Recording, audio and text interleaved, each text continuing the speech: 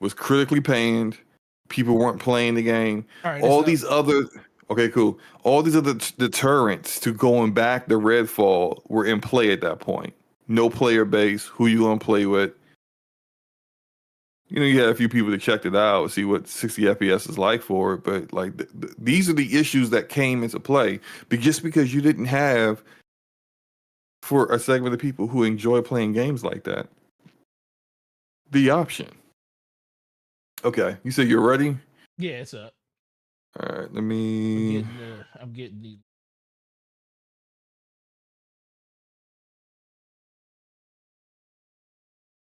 Okay, I'm all set on that.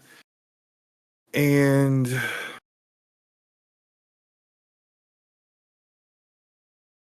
I wonder, though, if I can keep the Twitter stream going, if I end the YouTube side of things for the redirect, but I keep OBS going, and then the Twitter side I'll test it out. We'll see what happens. Well, that's working it in real time, guys. We're working it in real time.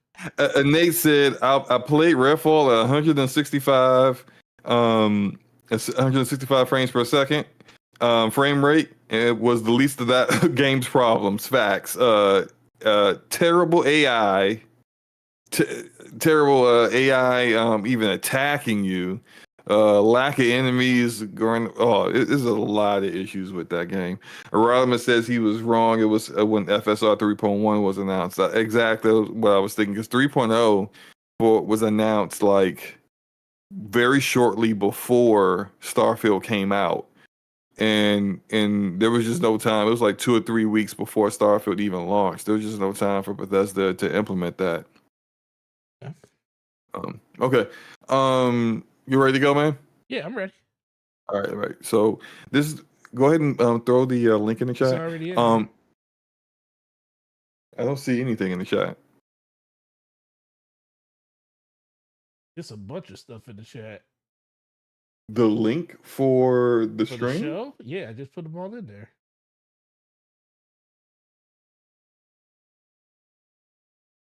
Let me refresh this. Yes, please do. There is no link in the chat. Did you put the link in the DPS chat? No. Jesus Christ. Do y'all chat? Respond. Do y'all see the link to the to the new screen in my chat right now? Because I don't see anything. I'm literally looking at a whole bunch of. About to do it again.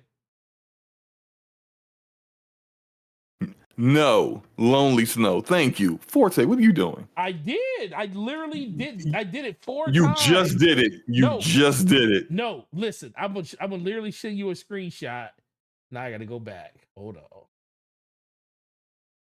It's there. We're ending that side.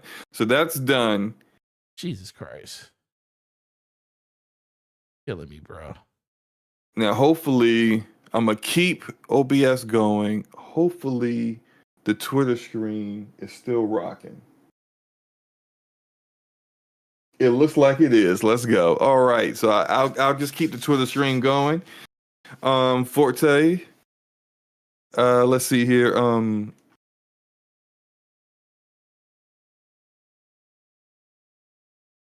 That. So the Twitter stream it's just going to look different for them because I'm using. Well, it doesn't matter. You're just using your setup. Right, I'm using my setup, and you're using your setup on the other side. So yeah. Same audio though, so it doesn't matter. Right. Let's see. Okay, so last topic of tonight. Xbox Game Showcase has been revealed. And there are a lot of speculations of what we may see, what may be going on, but we will get into that once we start really diving into this topic. There also will be a direct after the showcase. They try to redact it, but what they showed, everyone immediately knew it was Call of Duty Black Ops based off of what they showed. So there will be a Call of Duty direct for the Call of Duty that's coming out later this year, Black Ops. I don't know which one this is, but that will be airing immediately after the showcase, the way the Starfield Direct did. We will be seeing games from Xbox Game Studios, Bethesda, Activision, and Blizzard.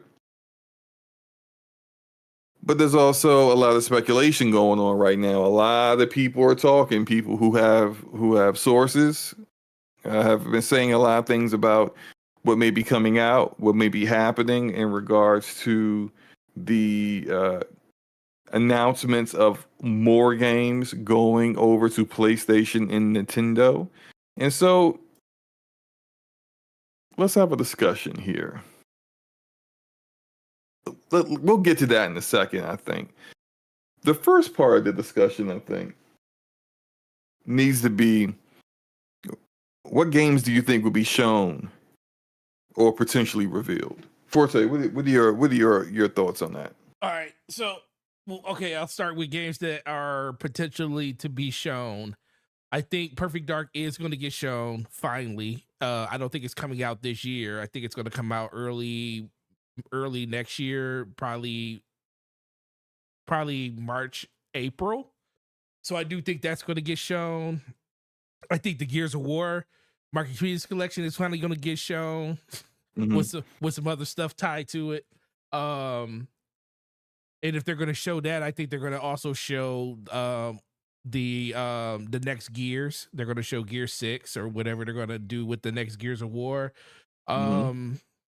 We're going to finally get confirmation on when Avowed is actually going to release, because I know they're going to show that off. Is that going to be this year, which is supposed to be this year, because 10 games are supposed to release this year and we haven't even gotten to one yet. So I think Avowed's going to be there.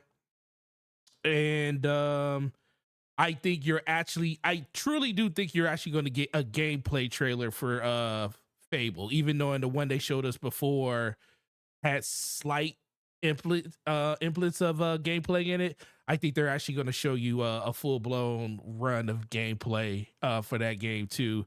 But they have so much stuff to show. It's kind of easy to just pick some things, but that's why I asked you, I think it was 2 shows ago, at a certain point, do they need to have more than one show? Obviously, that's why they're having a direct right after that talking about Call of Duty, because Call of Duty is going to suck up a lot of air by itself. But it's a lot of things that they need to show from their own first party, even State of Decay. Like last time we saw State of Decay, it was a trailer that I was like, they're going to regret showing this trailer with this graphical fidelity, because this game's not going to look nothing like this. But so I do think State of Decay, I think all those, pretty much any game that got shown in 2019, 2020, I think all of those games 2020. Yeah, 2020. I think all of those So games like Contraband, you think they're going to show? They need to show all that stuff. Now, granted, if Contraband is something doesn't get shown, at this point, is that game still a thing? So outside of the stuff they show earlier, because I think that stuff's easier, like the stuff they showed in January, all that stuff's gonna get shown with release dates and everything. But when it comes to the stuff that came out in 2020 that they announced and showed, I think you're gonna get actual gameplay trailers for those games, and you're gonna get some of them are gonna give you release windows. But I think you're gonna be surprised on how many actual dates you're gonna get out of this.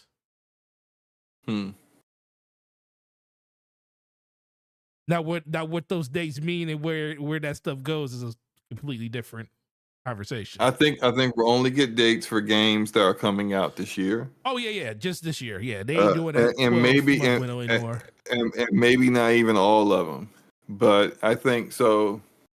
What's the necessary ones though are the question? Because I don't expect them to give us the release dates for everything.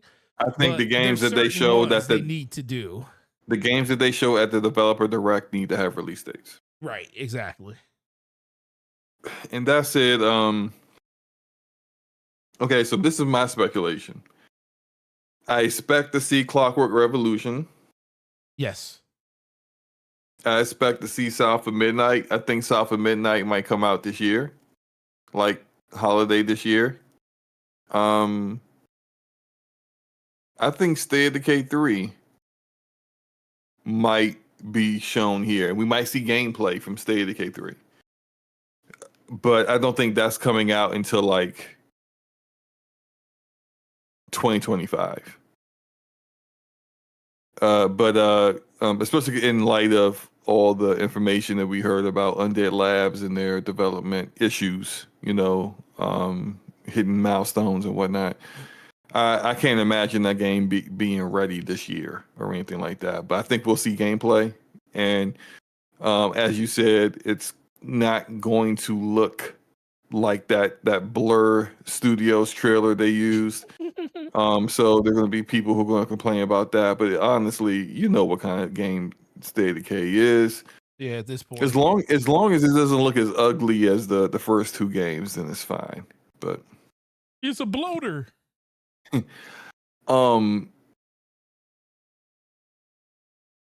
Here, oh shit. Okay, so what you got? Here's some speculation. Okay. Oh, Gaming Addict said he wants to come on. Where is he? Is he in the chat? He's in the chat. I'm looking at the wrong chat. Oh, he's looking at the wrong chat. I'm looking at the wrong chat. Yeah, Gaming Addict, jump in the Discord. I think it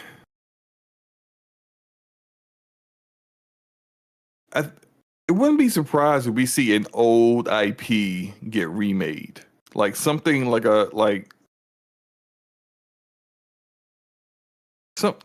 old Quake game or something like that come back.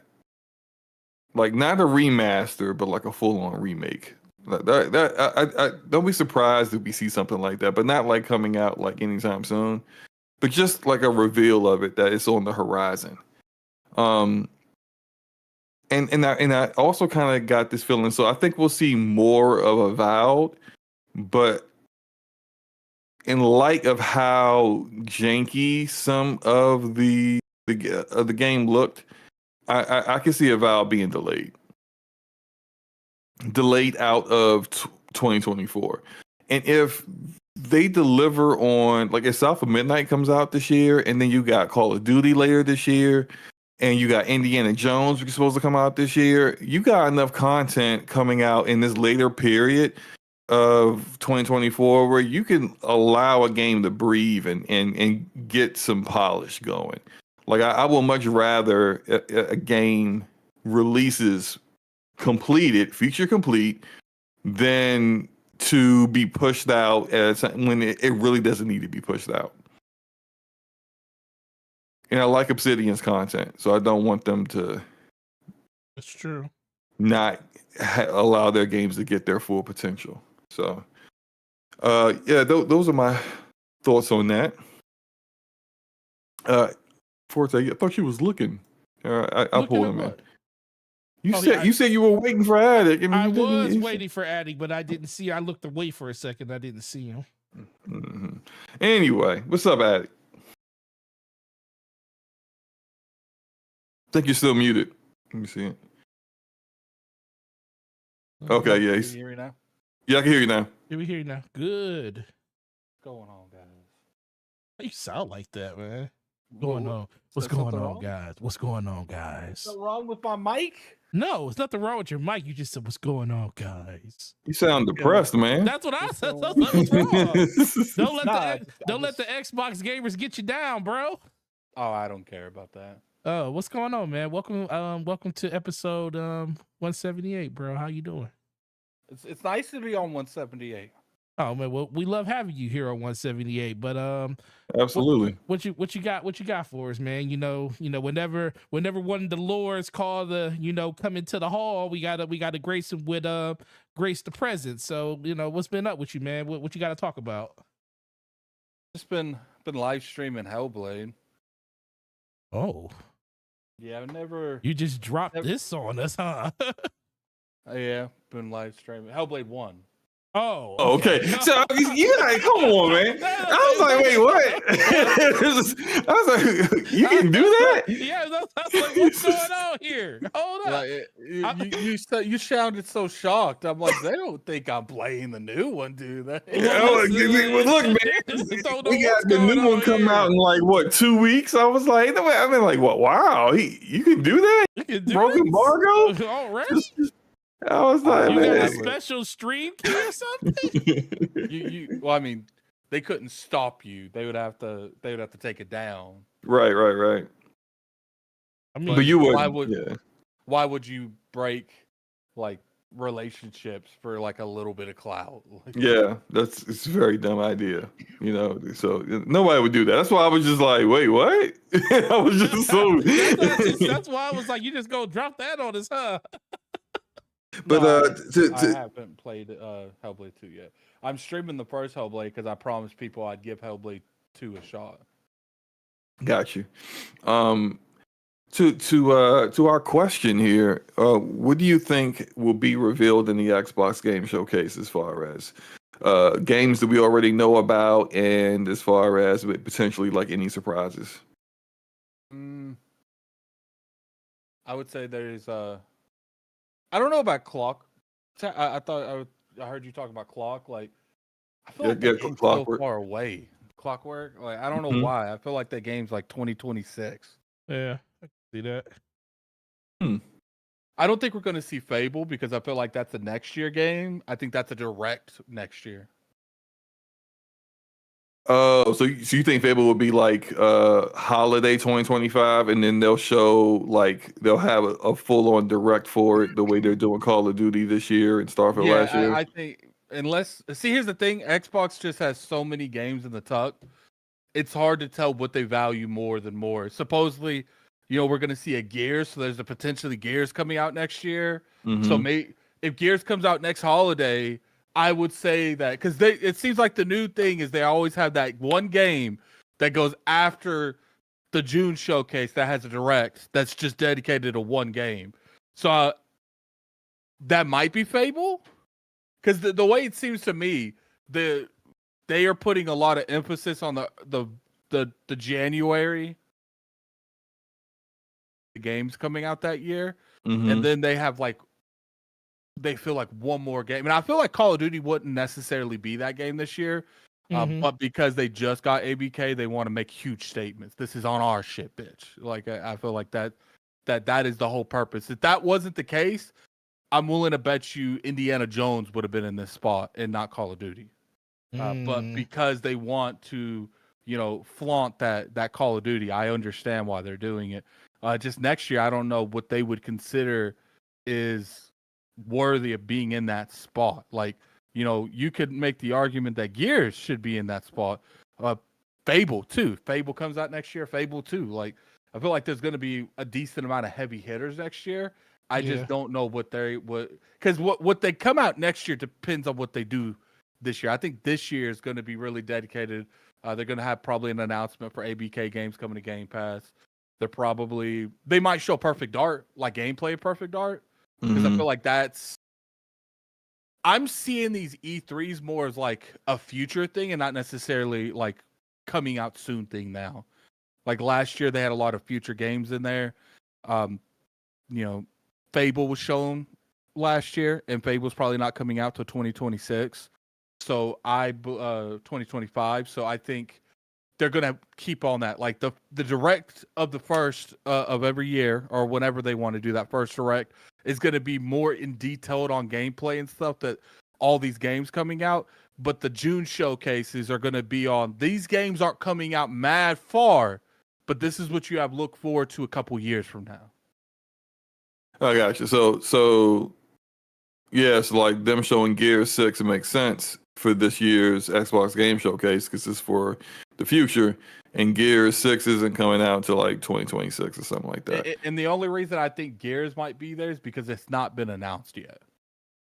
Do you think that there'll be some kind of like, hey, and one more thing, here's the Gears collection, here's the Marcus Phoenix collection, people have named it, a make of Gears 1 and whatever, whatever they're working on, you think that will eventually get announced this time? I have no clue. I don't even know if that game's in development. There's been a lot of people that says it is, and then a lot of people that says it's not. Like I think that's one of those things where it's an important IP and it's an important project for Xbox, but I don't think a lot of people are leaking shit on it because it's not relevant to what's going on right now. Mm-hmm. I agree with that. Not relevant yet. That's what I was saying. Let me stop messing around. Well, stop. It's not like it's a brand new entry to Gears. True. It's going to be like a really glorified collection, I would say. And I feel like they hit you hard with the Halo one.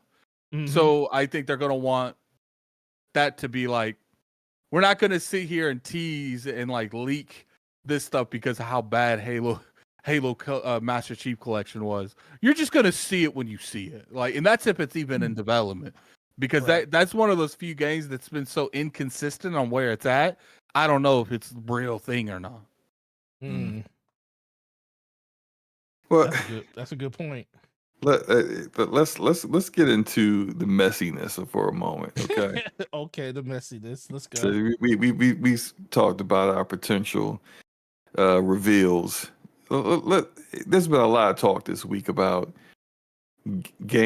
more games being ported to PlayStation and Nintendo, mainly PlayStation.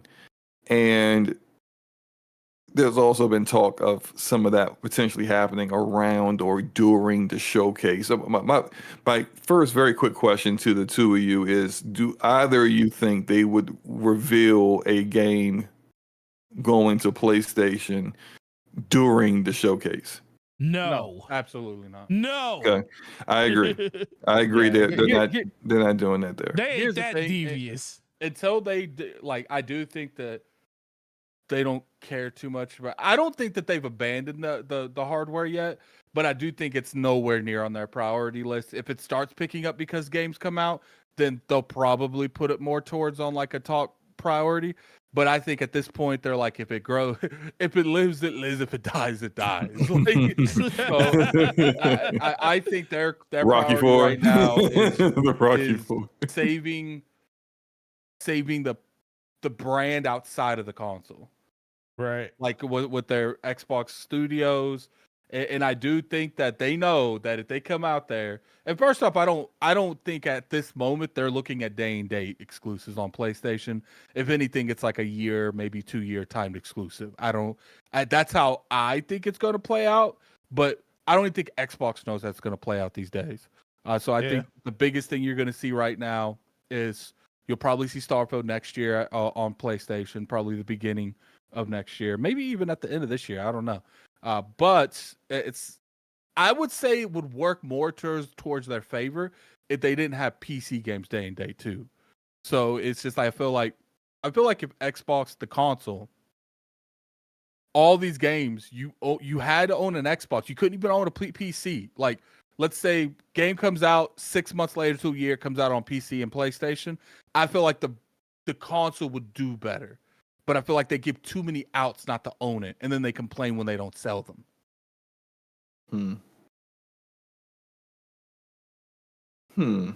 Okay. Second part of my question. What is the next game that gets ported to PlayStation? Starfield. Starfield? You think so? Yeah, I don't. Well, I mean, where they going to port? Smaller games? They already ported 4 of them. I think true. I think one of these pillars are about to fall. I think. I don't think you'll see Halo or anything for a while. I'm not saying that they're not open to doing that, but I don't think that they're there yet. Well, not Halo. I don't think Gears is even there either. Not Gears. No, I don't think Gears is there either. No, I think Forza, you can see Forza on PlayStation. Yeah. Because out of all the big 3 that Xbox owns, Forza makes the most sense. Because there's nothing like Forza. There's nothing really like Gears or Halo on PlayStation either. Mm-hmm. But especially Forza. Because Forza Motorsport. Forza Horizon. I wouldn't be surprised if the next Horizon and Motorsports goes over there. Maybe not day and date with Horizon, but here's the thing. They could put Gears and Halo over there and it would do relatively good. There is literally nothing like Forza on the market in general. And I think it would dominate another platform because let's be real, PlayStation don't really got a whole lot of grasp on the racing market anyway. Yeah, Gran Turismo is a simulation racer, and there's no, like, if anything, like Forza Horizon is the arcade racer. When you see other arcade racers come out, like, what was the one that Ubisoft made? Was it The Crew? Is that it? That was a good one though. The last but it was basically a Forza Horizon clone. I mean, it was good because that's the reason it rated better. Right, and so like when the original comes out, like I think it will do extremely well on the PlayStation platform, and I think that's my choice is what the next one would be. I think it's Forza Horizon 5, and I wouldn't even be surprised if that's like a announcement that we see sometime soon, not at the showcase, but like sometime soon that's like something that we hear. Forte, what is your prediction? I gave you my prediction earlier. You did? When? We first came in here. Oh no, okay. You just asked about what games do I think. What are you talking about? Oh, my fault. Sleepy. My prediction. That's a good question. I think it's when it comes to like them announcing stuff. That's a good point. I don't know. Because the thing is, I haven't really paid too much attention because I really don't care at this point. It's like, pick a game that's older and say the game is going to PlayStation. This is not that hard, Forte. Just pick one. They're all going to PlayStation. That's the thing. What is the next one? The next one is going to be an older game. It's going to be Gears. Gears will be the next game that goes over. So you mean like a gear? Like, so this is like we'll go back to like a Gears collection because you don't want to put like you're not going to put Gears 5 over there. Yeah, like it's going to be whatever the next Gears game is going to be the game that goes over. Not the next Gears game, but whatever. If this Phoenix Collection thing is the truth, then that's going to be the game that's going to go over. I think that would be the next one. But go ahead. What you about to say, Attic?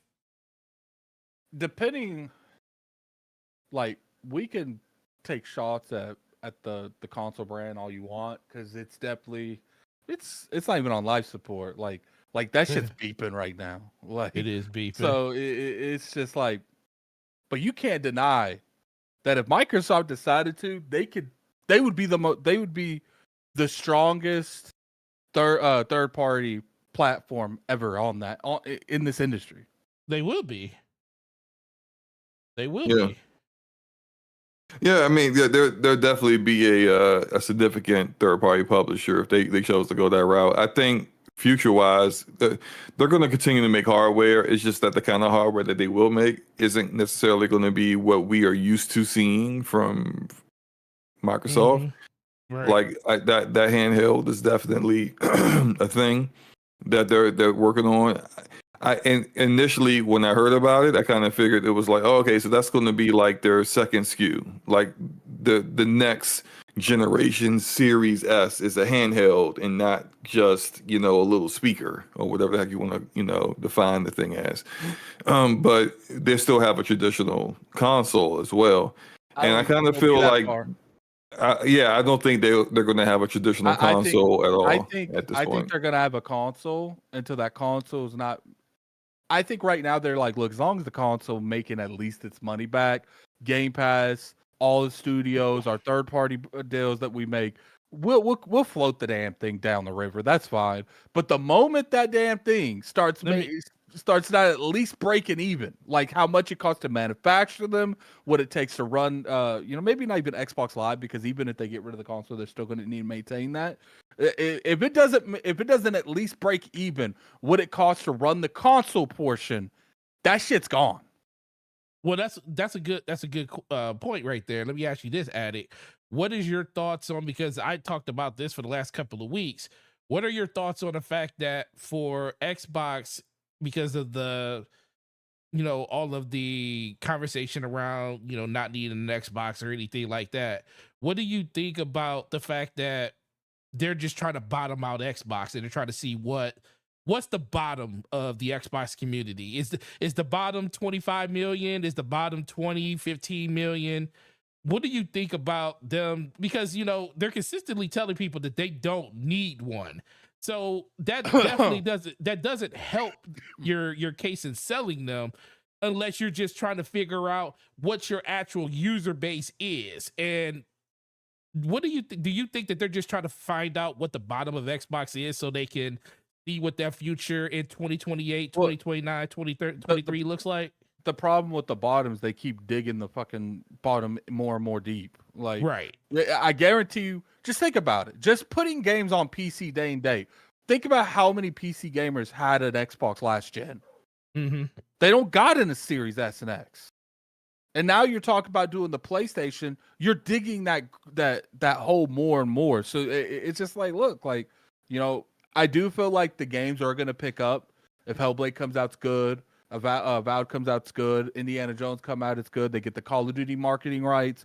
I do think you're going to see a drastic pickup on the consoles, but how consistent can that be? Is the question. How I don't think it's going to pick up on the consoles, even with those games being good, because a lot of people are going to be thinking, well, I'll just wait for this to show up on PlayStation. But here's the thing: we're talking about the hardcore. Having that Call of Duty marketing is the ultimate casual marketing thing that you can have. And if they have that Xbox at the end of every marketing term, it will help them sell consoles.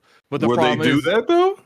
Oh yeah, they're definitely putting that Xbox logo at the end of every Call of Duty commercial. They just did a commercial with some like viral TikToker guy that everyone knows on TikTok. Not a single Xbox console in sight, just a controller. Mm-hmm. But that's different than marketing a game. We'll just let them in. Well, I don't think they care about marketing the console at all. No, right now. I don't think they do either. But here's the thing, like, then what are they going to put at the end of that? You mean tell me that they're going to make the commercials already because they have to make the commercials to market Call of Duty, and you mean tell me they're not going to put a watermark at the end? I think they'll do one of those things where we see what multiplayer, like multi-platform third-party publishers do for the most part, where they have like all the logos up there. I don't think it's going to have that. I think it'll have. I'm not saying that it's not going to happen. I just would not be shocked if they didn't market the Xbox for this. They didn't watermark Blade because that was a different scenario. That's stuff that they don't own. That's stuff that's, first off, that's mad into the future as well, and that's an IP that they don't own. They own the Call of Duty franchise. In that case, you might as well just put everything there on everything. Like, I just don't see them owning the marketing rights and not utilizing them. At least it's one thing, they're not going to just rip them off PlayStation. That's absurd. But it's another thing to say that they're not going to use their own IP. Like, if at the very least they're going to market Game Pass. Oh yeah, they'll market Game Pass. Yeah, they'll definitely market Game Pass for it, because that's the foundation of what they're trying to build is Game Pass and bringing Game Pass up. Xbox watermark. It says on Game Pass now. Definitely. I'm not saying it won't happen. It's definitely a good possibility they'll do that. I'm just saying I wouldn't be surprised if they didn't. And then the more and more I see the way of their marketing, it seems like on the webpage, them taking out the Xbox X and S logos for games. Like, again, the whole, TikToker, you spent all this money to get this TikTok guy in a commercial for you. And the only Xbox thing, huh? What's his name? It's the dude. It's the black guy who's like his whole stick is like does a shrug or something. I don't know what I don't. Yeah, I'm I not know on what it TikTok. is. I don't really. I'm not. I don't know who this dude is. I know he's on Fortnite and he's everywhere. I know see his face. I know that's that I know who you're TikTok talking guy. about. Yeah. He's the I know exactly what you're talking about. I gotta go though, but look here's my thing. There's a chance that you 100% right on that. I guess like my mindset. KB, that's it. That's his name. KB. Thanks, guys. He's the biggest TikToker on TikTok. I guess my mindset is to me, if you have Call of Duty, you don't at least put Xbox at the end of it. You could put Game Pass after the Xbox thing. I just find it like at that point, then we got to have a real conversation. Like, because it's one thing to not really care if the console sells. It's another thing to stop doing anything to sell the console. Mm-hmm. And to me, this is something that cost them nothing because they already paid it. They already going to have to make the material. So if you don't even want to put Xbox at the end of that, that is mind baffling to me. PlayStation, they already don't put the Xbox Series X and S logo on their webpage for specifically for their games. When they says what's it coming out on, it says consoles and PC. Mm-hmm. They're already doing that now. And I feel you on that. But my thing is, we're talking about marketing the biggest game like ever. Like, to me, you might be right. I'm saying that they don't. At this point, they have no right to complain from this day forward. I get, you know what it's going to tell? It's going to tell how they market next week's showcase.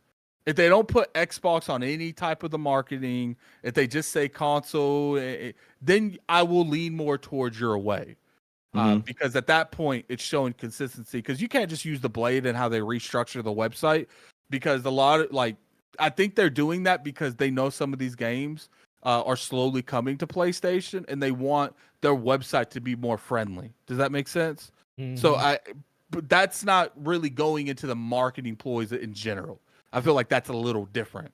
Like the actual marketing of the platform is different than how they market on their website, because first off, there's probably a lot of legal matters that they have to market that way because it is going to other platforms. It's not just Xbox anymore. So I think like legal and marketing wise, like you're going to cause a lot of miscommunication, a lot of confusion if you don't restructure how the website is. But I got to go. My girl's calling me over and over again. I'll talk to you guys later.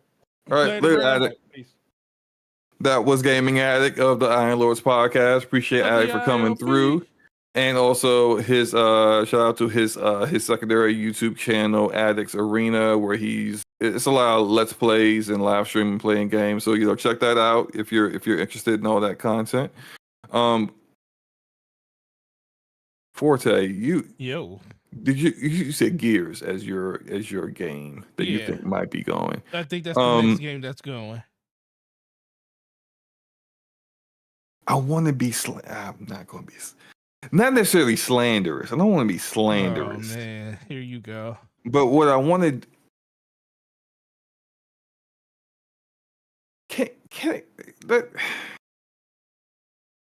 these games are we know everything's going right. We know everything's going.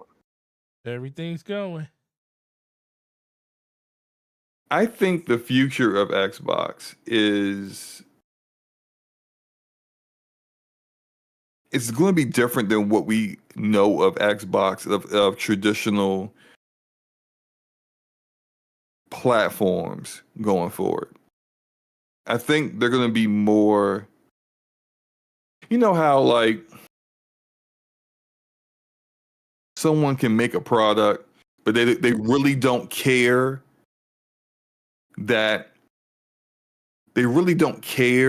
if people buy it like that. Like they'll price it really expensive. It's a premium product. And if you want it and you want all the bells and whistles it's got, great. Right. But if you don't, there are licensed out hardware. And this is what I say about this. This is the reason why I think they're not ever going to do a traditional console after this. These are the last traditional consoles that you'll see from them. I think Xbox, you say them. From Xbox or just in Yes, general?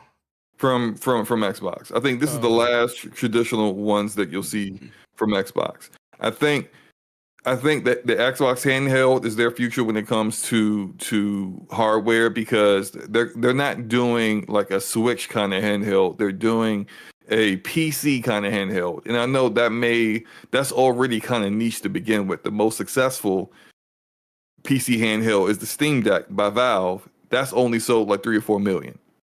Now, Valve also isn't mass producing them to sell. Like, you can only buy one through Steam. You can't go to your store and get a Steam Deck. You can't go to Target or Walmart or Best Buy. They're not mass producing them. And I'm not saying that Microsoft won't mass produce the Xbox handheld in places where they traditionally sell them. It's easily going to outsell the Steam Deck and the Steam Deck 2. But it's not going to be anywhere near the kind of like seller that you see the PlayStation 5 and eventual PlayStation 6 is. It's not going to be on the level of like what the Switch 2 will be, because it's going to be like, think about it when it comes to what hardcore gamers and kind of expect as far as visual fidelity, resolution, performance. Like, you think about the PC handhelds that can really actually deliver on things like that, like the Lenovo Legion Go. That's a $700, I believe, $700 MSRP device. You're looking at that's a cost that, like, that's not a Nintendo Switch cost. The Nintendo keeps, this is the reason why Nintendo uses really old APUs from NVIDIA, the Tegra chip. And even though they had the opportunity to use a more powerful chip, they chose not to, because they wanted to keep costs down. They wanted to make sure that they were making a profit off of each unit sold at launch. But the most expensive Nintendo Switch is what, $350? Yes. 350 is the number. You're not seeing an Xbox handheld at $350. Right. To do what Sarah Bond said, to have the biggest technological leap in console gaming, you're not getting that for $350 or even $400. We're talking like $600 minimum for this kind of device. And if that is the case, you're not talking about like selling in mass numbers, because as we know, you could have a better actual like piece of hardware that does more and all this other great stuff, but because of the price, only a certain number of people are going to partake, because cost is a huge determinant on who chooses to buy something. And so all that said, like, when it comes down to them in the future, I think they're going to license out their, like, what they're working on, which is, you know, a lot of ideas on software related ways of making Windows more palatable. What's the word? Palatable. Yeah. No, that is what you just. I don't know what you. Palatable. There we go. That's the word. Thank you. Because Windows is great for a lot of things, but when you just care about gaming, all the other stuff ain't really all that important. Right.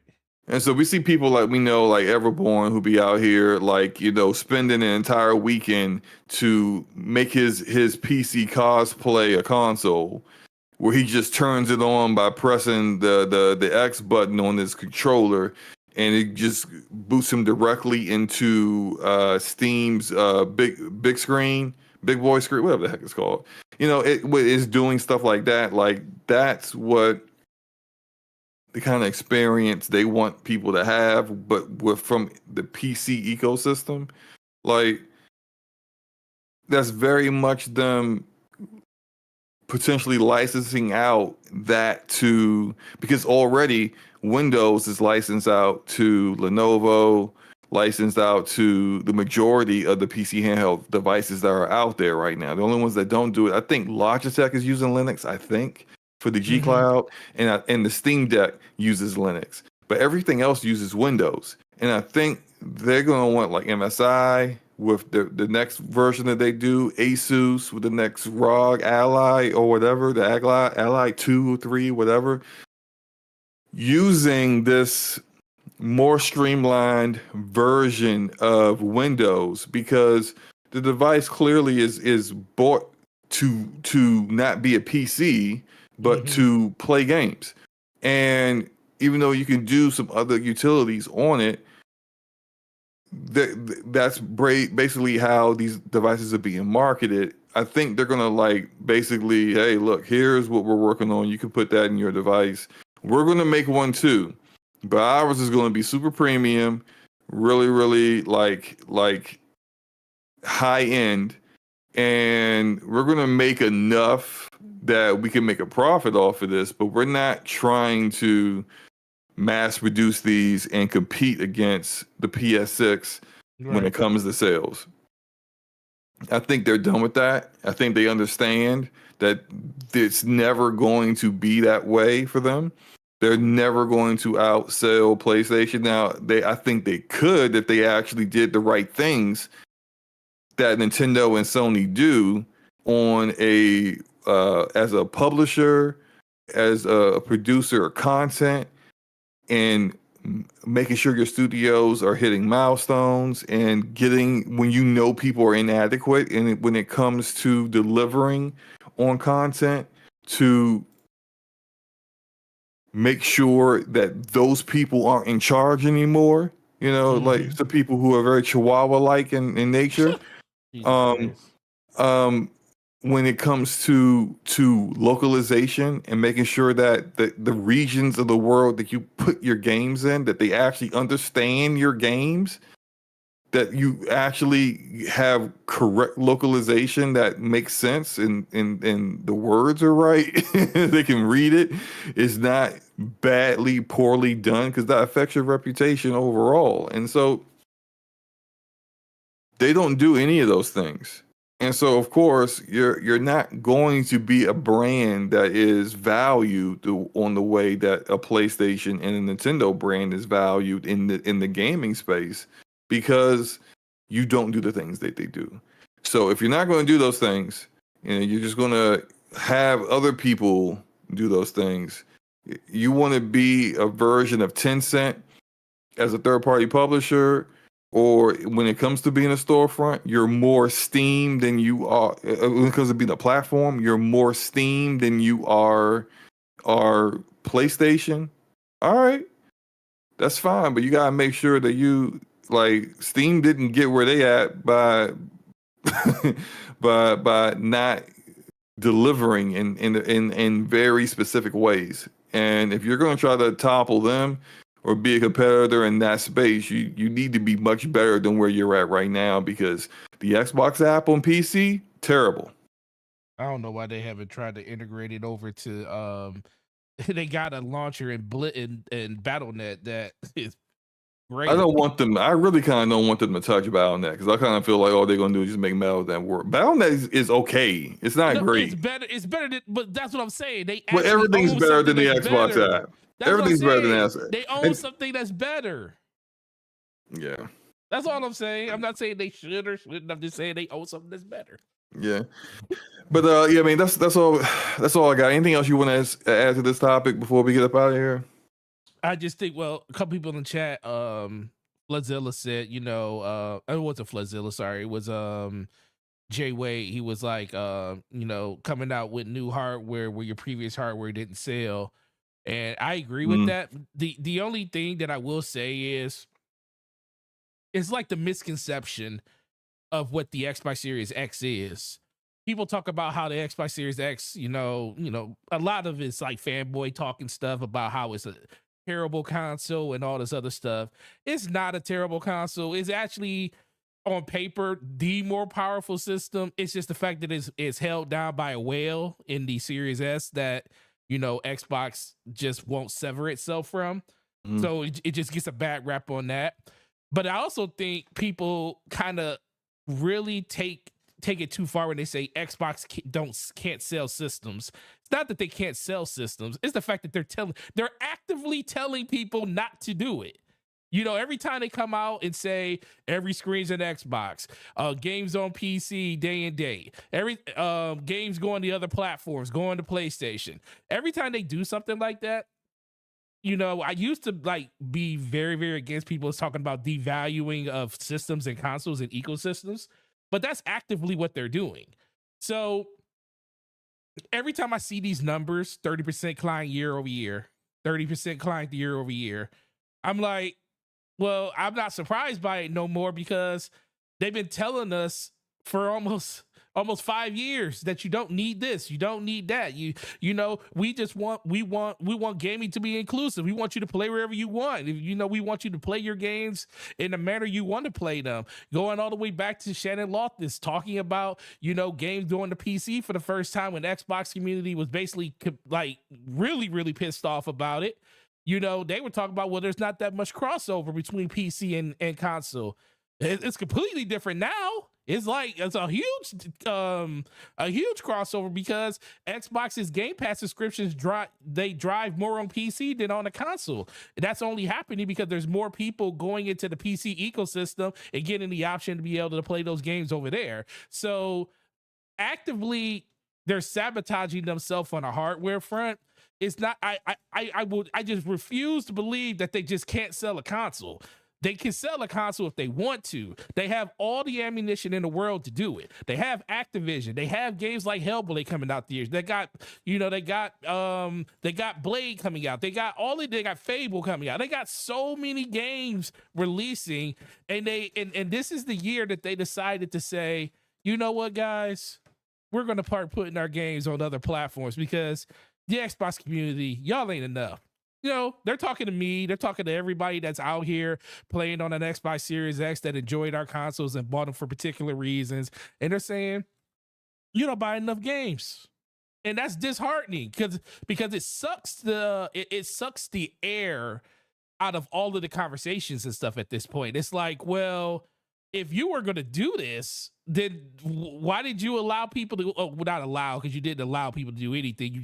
People just decided to do what they wanted to do. But it's just very, very, it's disappointing, because I feel like this, like you said, Slomo, this is the year, or this could be the start of a year that changes the dynamic of what Xbox could be. Another year with Xbox having Activision underneath them, another year of probably being able to promote the game the way you want to promote it, and have any narrative you want to spin around that game that you can, when it comes to Xbox, games being on PC Game Pass or just on Xbox Game Pass. Give it, set yourself up for the next generation, because I felt like this generation was already a loss, because they started out so slow during it, trying to ramp up, and then the whole ABK became more important to them than the games themselves at this point. So this generation was already a wash for them. I was just thinking that, well, once they get this deal done, they can start looking towards 2027, 2028, get the news out there that, hey, not only is Xbox the biggest platform when it comes to games and stuff, we also have the biggest games in the industry, and you can play them not only on any other platform, you can also play them right here on Game Pass, and let people make decisions on, hey, do I want to spend $70 on this game, or do I want to come and play it on Xbox and get a whole bunch of other games for a cheaper price? They kind of shot themselves in the foot, and there's no way they can recover, because once they could recover and they could go back, but we know Xbox, once they do something, they kind of stick to that, with the exception of it's over. Except with the one thing where they rolled back when it came to Xbox Live and saying all that stuff they said about that. That's the only thing we've been able to push back on. This is. I don't think they can roll this back. I don't think they can roll back. They're not going to roll it back. They can't. But even if they did say, "Hey, look, that was a mistake. We're not putting any more games on PlayStation," I don't think people would believe that. I think people were like, if you already went down that road, clearly it's because your consoles aren't selling, your software also does not sell. as much. I think the best probably selling Xbox first party game in a while has been Starfield, but that was primarily majority sold on Steam. And so when that is your reality, I think I see a lot of maybe hardcore people, because the casuals don't really care about these things, but a lot of the hardcore audience still is going to be like, yeah, whatever, you'll be back. You'll be back to putting your games on PlayStation again, because until you start coming out with content that delivers and content that moves the needle, and I'm not saying the Xbox games and since the new generation has come out have been bad. Overall, they've improved. You look at the average Metacritic scores, which of course, Metacritic is Metacritic, so it's not, completely objective, right? But they used to average low 70s, high 60s for first party content coming out, for like the latter end of the Xbox One generation, and now they're averaging in the 80s, in the mid 80s. Right. And so that's a significant uptick in quality, but that doesn't mean that the games that are coming out are games that move the needle, that get people buying consoles. Like, and I know this wasn't exclusive for PlayStation, but Hogwarts Legacy, because Sony had the marketing, a lot of people, a lot of casual gamers just assumed the game was only on PlayStation. But that was a game that was, one, good game. Two, it's a popular IP. So it had people who don't typically play games consistently getting the game. And it moved numbers. It sold hardware, it sold systems, got people in the ecosystem, so that if anything else in the future comes out that they may actually like, they don't have to buy $400 or $500 hardware in order to play that thing. They already got it. Right. So they could just, hey, the next Venom comes out, right? And then they're like, oh, wow, I forgot that there's all these Spider-Man games. Well, they don't have to spend money on the console to get into that, into playing those games. They already bought the console for Hogwarts Legacy. Now, bring it back to first party. When you have games that move the needle for Xbox, those kind of games will get people into the ecosystem, and then they'll stay to play like the long-standing live service games that we all talk about, the Fortnites, the Rainbow Six Sieges. They have a device to play those games now too, and it's exclusives move the needle, and I think Xbox doesn't value them as much as Nintendo does, because theirs have not been as impactful as, like, say, Breath of the Wild was for the Nintendo Switch. I mean, they've been impactful. They just haven't been impactful lately. Well, yeah, like Halo Combat Evolved did for the original Xbox what Breath of the Wild did for the Nintendo Switch. Mm-hmm. Gears of War did for the 360. That, but they haven't had that kind of impactful IP that was just for them, and so they don't value that. Especially this current regime of Xbox leadership don't value that, and that's problematic for them, because that's why they feel like, hey, let's put our games on PlayStation.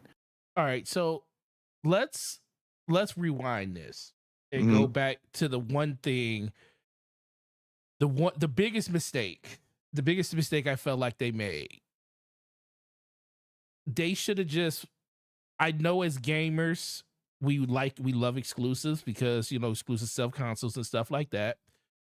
But I also feel like the biggest mistake they really truly made was once they got Bethesda and they started making those games exclusive.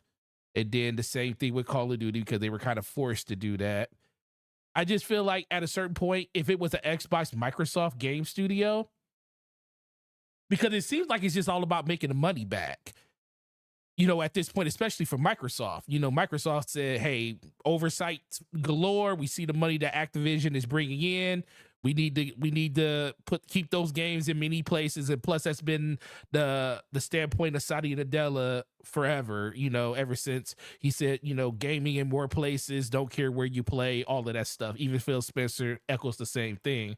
I feel like the studios they purchased separately should still be under Xbox Game Studios, but like Bethesda, they are. That's what I'm saying. They should just be where they are. Those should be exclusive games to Xbox because you bought studios. But when it came to the publishers they bought, I feel like they should have just left that stuff everywhere, because I feel like that would serve both sides of the coin. It's like you got studios you bought and games that you can have that will entice and make people want to buy your platform when it comes to like Outer Worlds 1 and 2, when it comes to Hellblade 2 and everything like that. You got games that will make people want to come over. Perfect Dark, to be an example.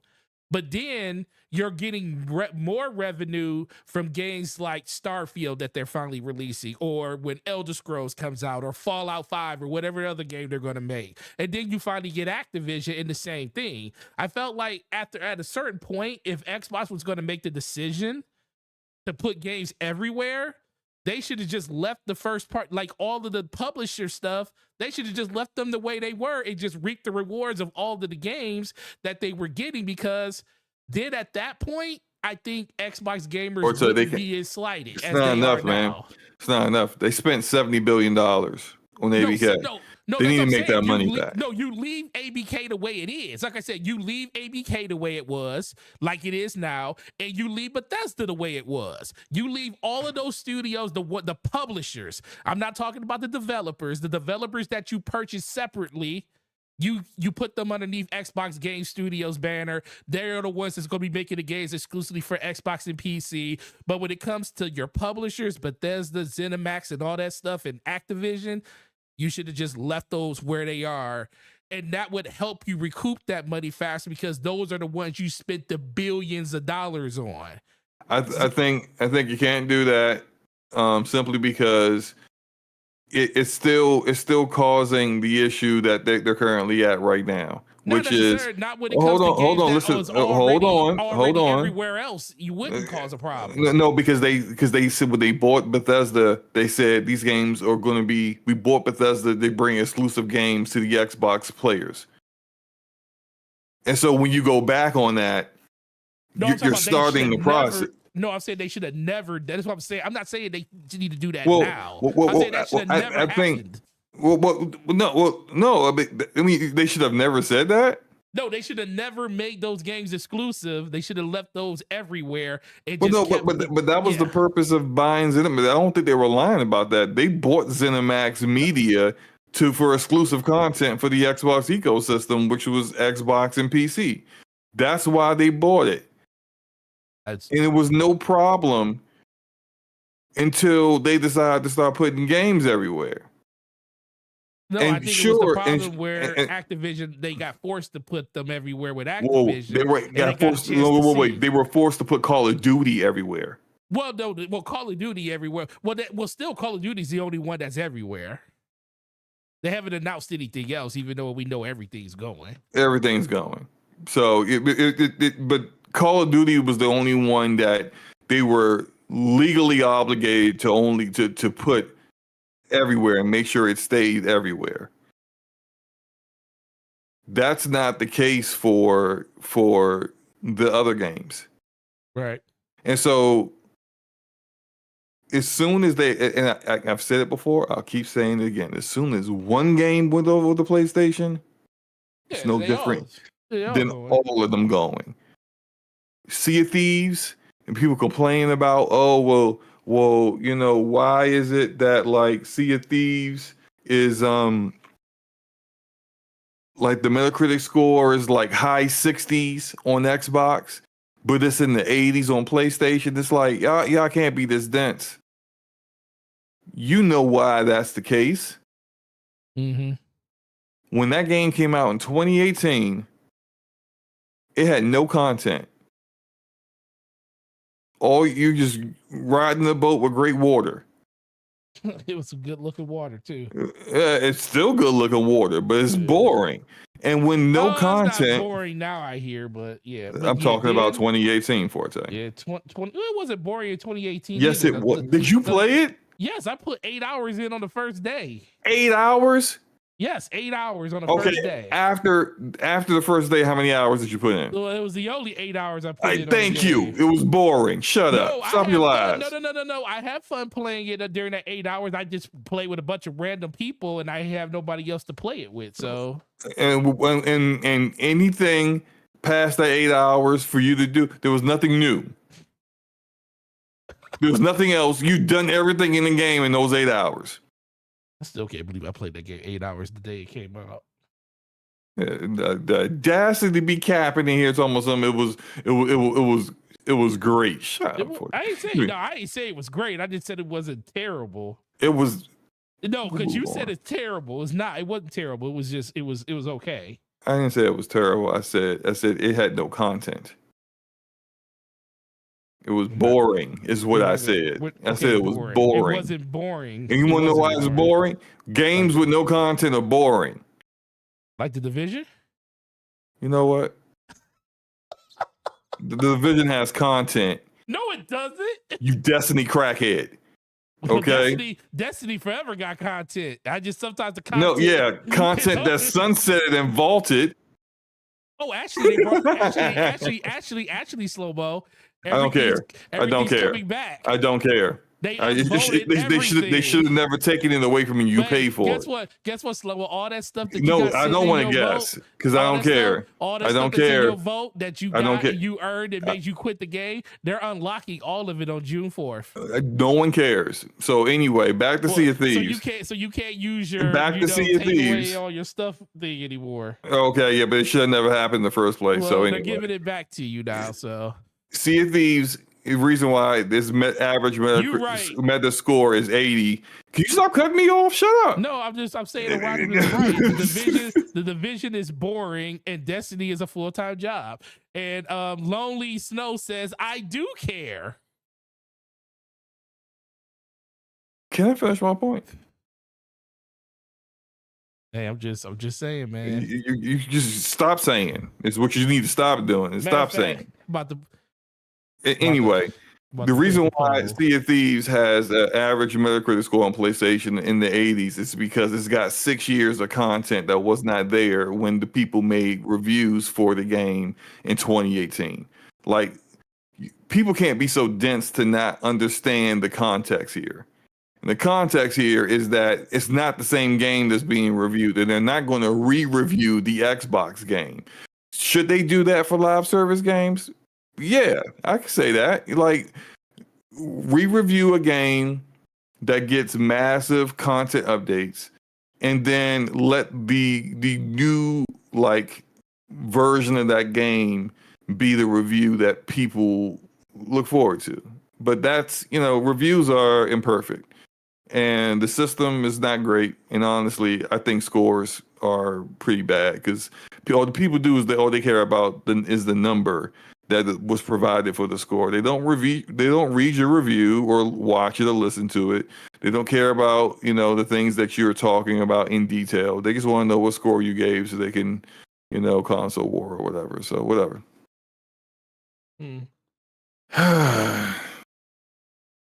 Yeah. So let's get out of here. It's getting late. Forte, outro.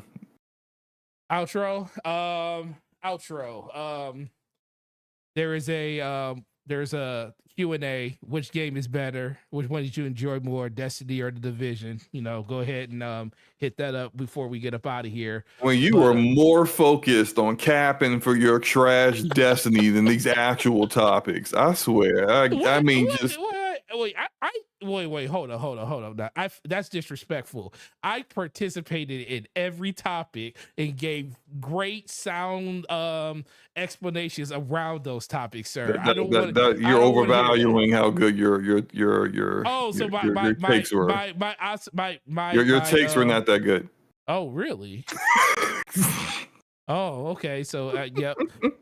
So starting next week on DPS podcast, this show will forever and always be on Slow Mo's channel. You know, Forte is no longer a part of this show. It will be a one-man show. Wow. Slow Mo he basically just said that he does not value me as a co-host, and none of my opinions matter, and they suck. I get that. Wow, you just adding all this extra stuff.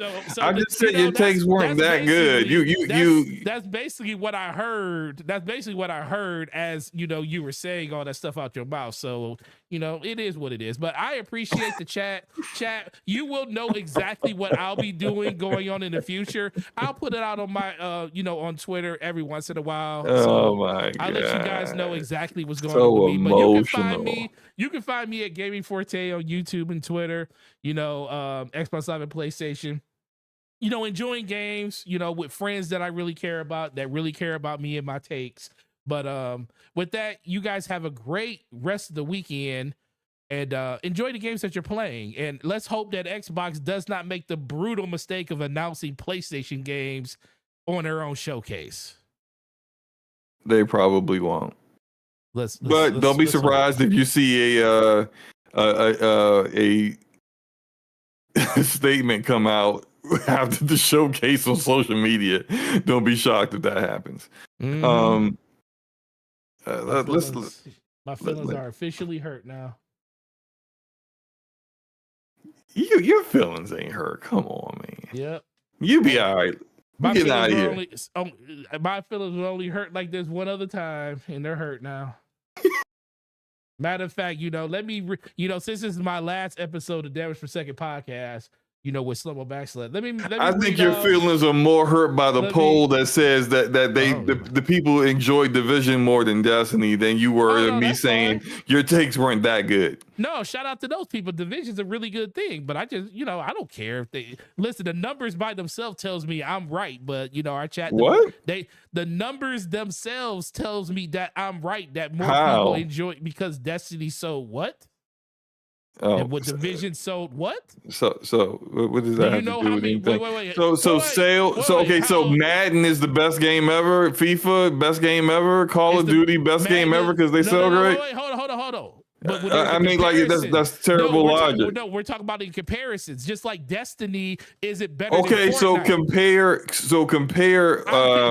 I compared Fortnite to Destiny, and Fortnite is a more popular. Fortnite's a free-to-play game, but more people like Fortnite than Destiny too.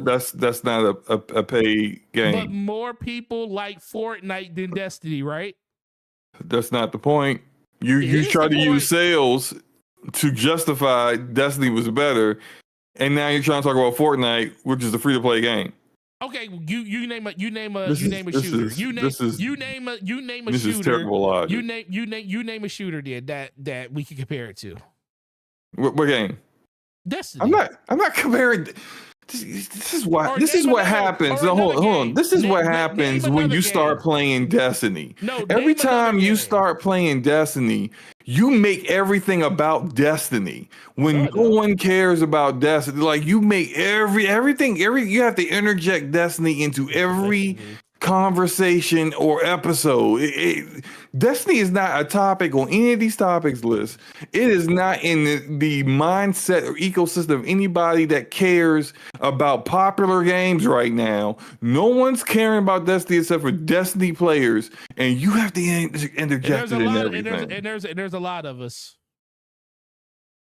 There's a lot of us. A lot of us than most other games. Thank you, Wilfrey. It died a while ago. It did die a while ago. Let's stay dead. It died a long time ago, but guess what? It's still on the table, resuscitated with a bunch of people watching it and hoping it comes back. But we appreciate you guys. We'll be back next week, starting on Forte's channel at 9 p.m. Eastern Standard Time Thursday. We appreciate all you guys for coming through. Hope you guys have a great rest of your night. Play some games. Shout out to MASH. Shout out to FTW, Basement Radio Arcade Podcast, Texas, Corey Hale, your boy Roy, Donnell Brown, Ramon Terrell, Hargy Chini, DJ Oris, and that guy Smitty. in slow-mo backslap because he does support me on my channel. I will. I won't skew him that far. But guess what? I wasn't gonna say your name. I was literally gonna skip. I was literally gonna skip over your name. Oh my god. Okay. On my side of things, shout out to Stardust Acero, Leon Warfield, Dwayne Prestige, Shadow the Goat, Brian East, Basic Casual Gamer, FCW, K Asante, Legendary Yobi, Neil S, Texas, your boy Roy, Corey Hill, Donnell Brown, J387, Enrique Hargishani, Ramon Terrell, Gaming Forte, and that guy Smitty. Appreciate you guys for supporting us. We're getting out of here. Hope you guys enjoy the rest of your week. We will see you guys next week. Yep. See you on my channel next week, guys. Have a good night. Peace.